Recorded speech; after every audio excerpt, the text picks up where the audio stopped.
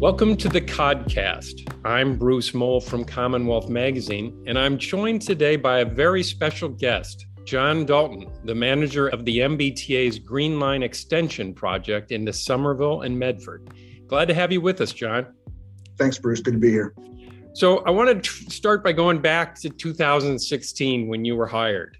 At the time, the T was trying to get this project back on track. It had ballooned in cost to $3 billion from $2 billion and seemed on the verge of being shut down. State officials brought in a team of experts who helped pare the cost back to around $2 billion. They got Somerville and Cambridge to kick in some money, and then they brought you in to help steady the ship. In some ways, it was a major test of whether the T could get such a big project done. Go back to that time, if you could. Tell us a little about your thoughts in accepting this job. Did you ever think, what am I getting myself into?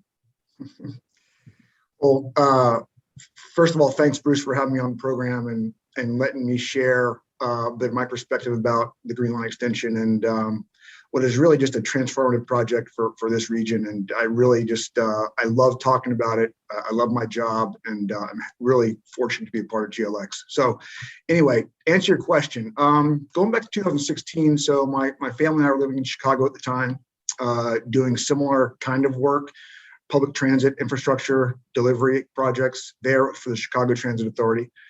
And this opportunity came up. I had heard about GLX just through industry conversations. So I was aware of what had kind of transpired here and what a big undertaking this project was. I had heard also about some of the challenges associated with the project from, like you just mentioned, the budgetary perspective.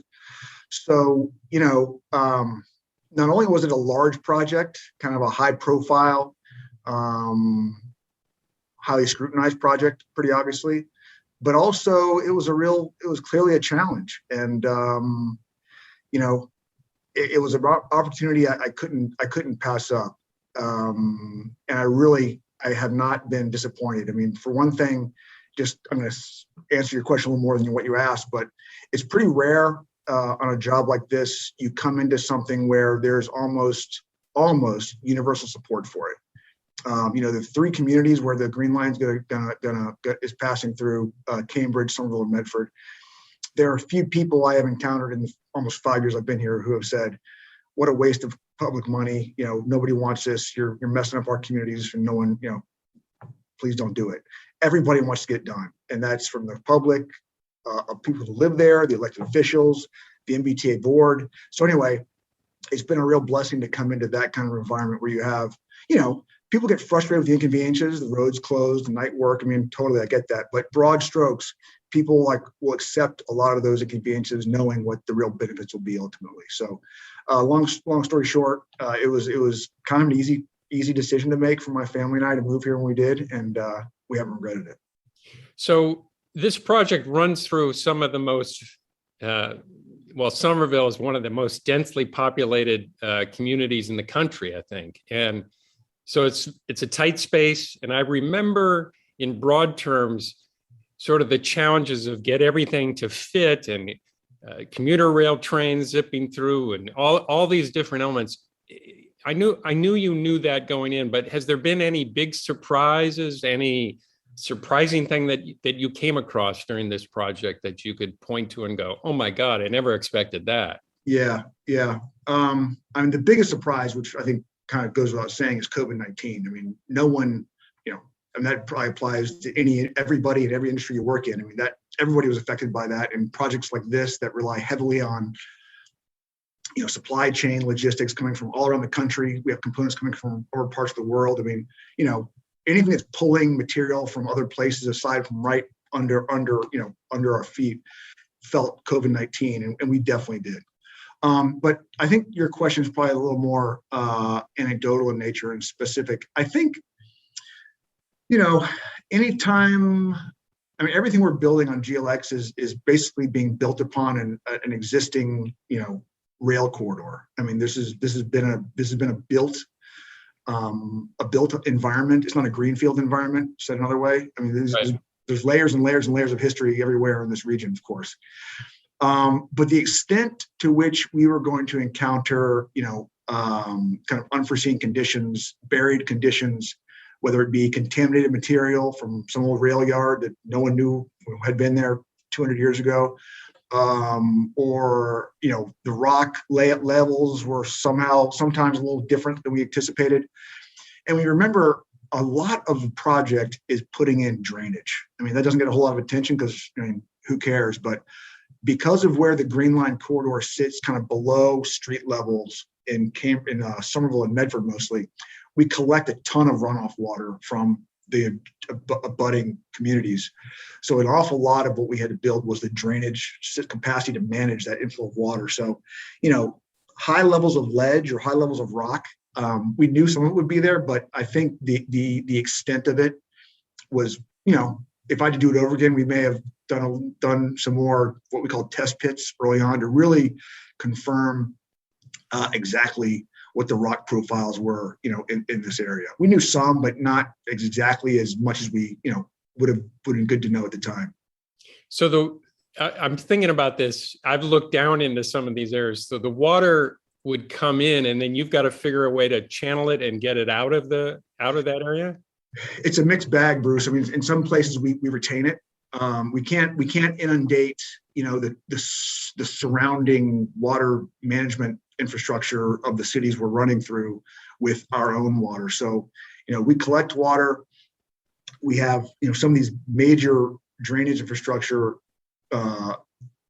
structures are really almost storage tanks, effectively.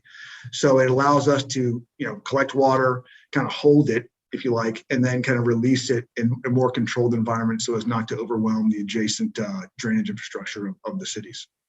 So I remember when the whole project sort of blew up before you arrived, one of the complaints about it was there was just a handful of MBT employees sort of overseeing the project.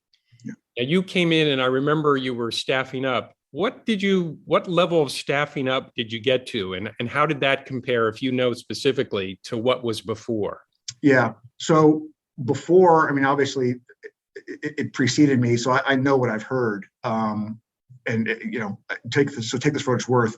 I understood there was 4 full-time that's what I heard staff working on GLX, which, again, that's what I understood. At peak, when we had the most robust level of staffing supporting GLX, we probably had closer to 43 full-time MBTA staff. And that's, we have supplemental staff as well that aren't MBTA employees, like consultant staff and things of that nature. I call them staff augmentees. But as far as like direct MBTA employees, we were around 43, I think, at the peak. Which, by the way, was one of my kind of initial kind of charges when I got here from MBTA leadership was, listen, John, we're on the front end of a massive multi-year investment. Put GLX aside for the MBTA capital program. We really want to grow the project delivery capacity of the MBTA. So, get your own MBTA team in place to help you deliver this one, but also think of it as kind of an opportunity to develop the T's capacity for future projects. Those people will come onto GLX, learn or contribute to GLX delivery, but then they're going to have a home, post GLX on the broader MBTA capital program, which we're seeing happen now. And is the approach that you used, setting up a special team to focus on one project? So many people at the T seem to be trying to juggle many different things at the same time. Is in your mind, is this the way to do it on big projects? Put a team in charge of it and sort of leave them alone a little bit? That's a good question. Selfishly, I think it's worked very well. I'm not taking anything away from how the other MBTA capital delivery department functions. I think they have a ton to manage, and you look at the delivery numbers for the last few years, especially this year and this coming year. I mean, they're just like knocking out of the park for productivity. But selfishly, coming into a program like this and kind of being in command of my own ship, if you like, to me felt very efficient, and from an execution standpoint, it allowed decisions to be made, processes to be implemented kind of just executional on the ground, decisions to happen quickly to really help this project move along at a clip that was really required. I mean, to be fair, I still check in with people at MBTA. I mean, that's just, obviously my boss is a general manager. I'm building this asset for people who will inherit the GLX and actually operate it and maintain it. So I obviously need to recognize that it's not just me building this thing and I'm not in a silo. But as far as sort of execution and really kind of on the ground, making things happen, I think it's an effective way to get a project like this done. Yeah. So you mentioned earlier about COVID and how that affected everything, but it affected this project. And so I'm just trying to help our listeners walk through this. Back in June, there was an announcement that there was going to be a slight delay in finishing the project. I think the Union Square branch was going to move from October to December, and the Medford branch was going to move to May 2022. And there was a settlement reached at that time on, I think, related to COVID issues about how that had bogged down your contractors and everything and what have you. And at that time, I think you said we're in a very strong financial position, but you were sort of wrapping up. It sounded to me like you were wrapping up loose ends with that settlement with the contract. I think it was up to $80 million, and to sort of put all that behind you. Right. So what happened now? Last week, the general manager announced that there is another delay. And he sort of said it was a problem of this electric substation on the Union Square branch. It was a little hard to understand. He made it sound like it was too congested inside to get enough people in there to work on it. And that was leading to delays. Was that COVID, or was that separate, or what was the transition there? Yeah, good question. So the schedule announcement we reported on last week was largely not a COVID related impact. It was, so let me back up. So that announcement, there was a lot of talk about this traction power substation. Just for the listeners' benefit, the MBTA takes power from the existing utilities. In this case, it's EverSource, and then converts that power into a form that's usable by the trains. So those traction power substations are those kind of transformer boxes, for lack of a better term. What has happened since the schedule, announcement we made in June until now is it really boils down to just general, not simple, but summarized as site productivity. Whether it's working in that traction power substation, which has kind of got some airtime last week, or just sort of general site productivity of, pulling and installing key critical electrical subsystems that are required to allow the very critical testing and commissioning to continue beyond where it is right now. So, I think the substation got, some conversation because there's definitely, it's a finite space. There's a lot of equipment in that building, and there's only a certain point. You can only get so many people in there doing so much work to where you become either A, inefficient, or B, dangerous. So, it's kind of not a COVID thing so much as it is just sort of site productivity rates. And now, how does that work? Because I think the general manager said there are two of these traction substations on the Medford branch of the line. So he was hoping what you've learned with this one will translate to work on that one. So he's hopeful that will not be delayed beyond May of next year. What's your sense? Is that fair? Are you trying to stay with the same schedule on that line, in that branch? Oh, yeah, definitely. I mean, that's what we do every day, is try to keep the schedule where it's been advertised. I think we definitely are learning a lot on branch one, and we part of the reason we staggered these things, branch one and branch two, was for this very reason, to kind of not only train, the contractor and their installation and testing and commissioning crews, but also train MBTA. I mean, this is the first extension the MBTA has put into service in many years. And it's not, there are procedures and processes one follows, but until you're actually doing it, there's definitely benefits to be enjoyed by having branch one, get that done, and then move on to branch two. So yeah, definitely. The good news is a lot of the things we're kind of picking up on this branch one work is rolling them over and applying to branch two. And yes, there are 2 traction power substations on branch two. They're one is very similar to the one for branch one. The other one is the same equipment, just a very different configuration. In fact, it's a 2-story building instead of a 1-story building, but effectively it's the same, same function. Okay. So is your confidence level pretty high that the end is in sight and when it's coming pretty well, or are you still worried about unforeseen things popping up here at the end? Yeah. I mean,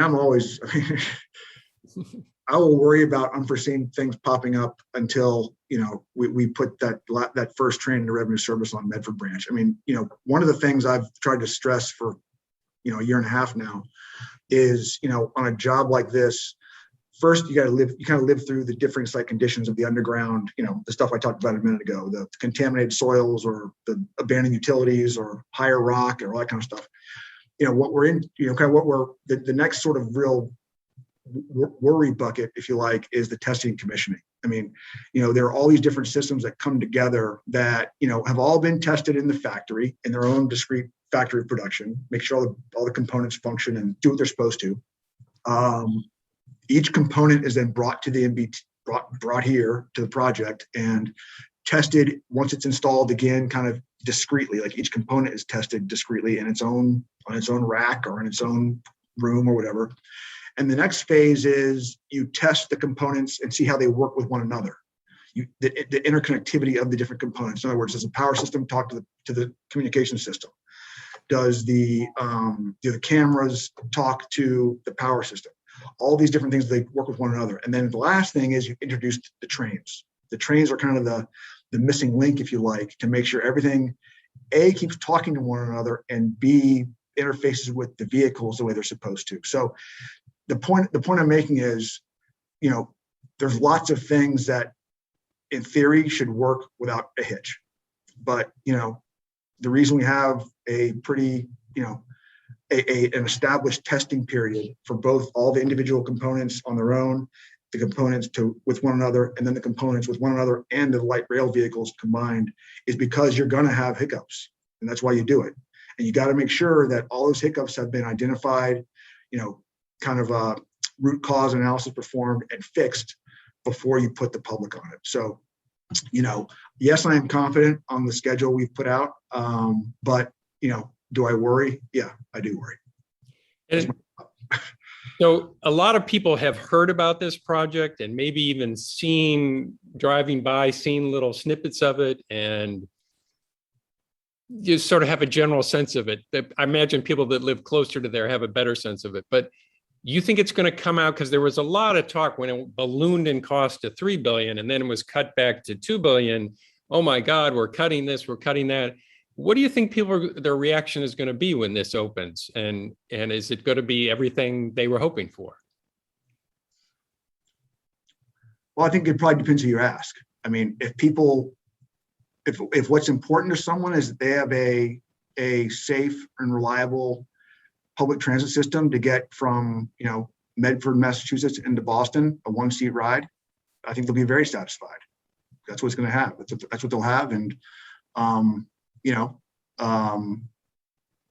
but if people fell in love with the designs that were part of what I call episode 1, that were,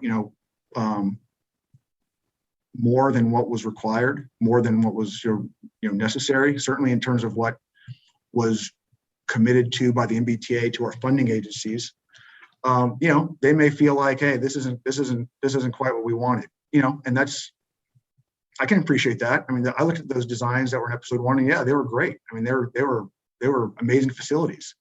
But the objective of this project always was, and certainly definitely became, when I was asked to join the GLX, was focus on what the requirement is, and anything beyond that is not what we're delivering. And I think because of that, we are in the healthy financial position we're in. And we can absorb things like COVID without, blowing the budget wide open. So, to answer your question, Bruce, I think if people kind of are coming to the stations and looking for a public transit ride to downtown, I think they'll be very happy. And this pathway that was going to allow pedestrians and bicyclists to go. I remember there was a lot of controversy about that, whether it was going to finish, it was going to be enough. And I think you gave some assurances that yes, it's going to run as everybody hoped, pretty much, right? Tell me briefly, is that coming along okay too? Yeah, it's definitely coming along. I mean, so rewind the clock a little bit. The controversy on the community path, as we call it, the multi-use community path, when I first got here was, the base scope of the community path was a nice feature, but it didn't quite complete the last mile, if you like, of getting people from the existing Massachusetts bike network kind of north and west of Boston all the way into downtown. There's like a missing link. There was this flyover that, was just not part of the base scope. And you might not remember this, and your listeners might not remember this, but we incorporated these additive options into the GLX bidding, proposal procurement process that said to the competing bidding teams, hey, if you all can include these, there were 6 items actually, include these 6 items into your proposal without going over our established affordability limit, which we told everybody at the time was $1.3 billion, you will get more points on your proposal and more likely to win the project, blah, blah. So one of those additive options was that missing link of the community path. And, it was a question as to whether or not the bidding communities would commit to putting that in their proposal and under that affordability limit. But the winning team, GLX constructors, who we've been now working with for almost 4 years, included that in their proposal. And I'm looking out the window right now, I see that missing link is, 90% complete right now. So anyway, depending on when in time you're talking about controversy about the multi-use community path, I would say people should be very happy with that part being included in the project. I guess more recently, if there's a question about the community path, is when will it open? And it's a good question. It's a fair question, I should say. I think people obviously are keen to have that open sooner rather than later, just because of its functionality and kind of creating that link for bicyclists and joggers or runners or strollers or what have you. The challenge we have is that community path runs right along a very large chunk of the Medford branch of the Green Line alignment on branch 2. And because of that, for since we started this project, that sort of alignment has served as a very critical supply chain corridor for delivering materials into the Medford branch alignment, and it will continue to serve that function up to revenue service and even beyond revenue service for a certain period of time. So just to manage expectations, the multi-use community path opening will come some period after we commence revenue service on branch 2. I don't think it'd be that long, but people should just not assume it will happen concurrently with commencing revenue service, and certainly not before revenue service on branch 2. So last question for you. Every time I've seen you come into the MBTA board to report on these things, not every time, but quite often they say, you can't go anywhere. You've got to stay here. We want you to stay forever. So I think you had a 5-year contract when you came. I don't know if the project is going to be a little bit beyond 5 years now. Do you need a contract extension? Do you want to stay at the T and move on to some new project, or have you thought about that at all? I think about it. My wife thinks about it. The short answer is, without getting into too much detail and talking about family dynamics, I have 2 boys. My younger son is a freshman in high school. We really love this area for a lot of reasons, and would want to stay, here. The MBTA obviously has a ton going on, and supporting public transportation is kind of what I've done for 20 years and would like to continue to do. So, option A, or desire number 1 for me and my family, is to stay here. And do you have to get a contract extension to finish the project? Yeah, technically it was a 5-year arrangement. And to stay, technically formally employed, I would need to be extending that. Yeah. Okay. John Dalton, the man in charge of the GLX project, thank you very much for joining us this week. Thanks, Bruce. Thanks for having me. And to our listeners, we'll see you again next week. Thanks so much.